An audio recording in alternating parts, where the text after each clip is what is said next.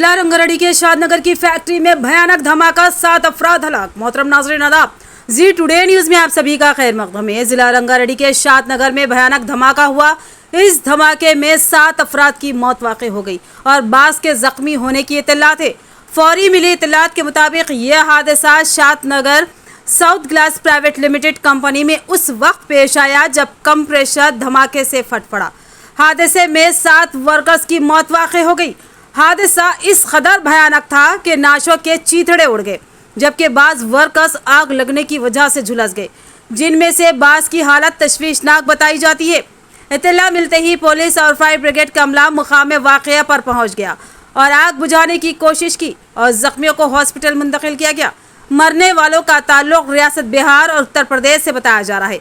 मज़ीद तफसीलात का इंतज़ार है।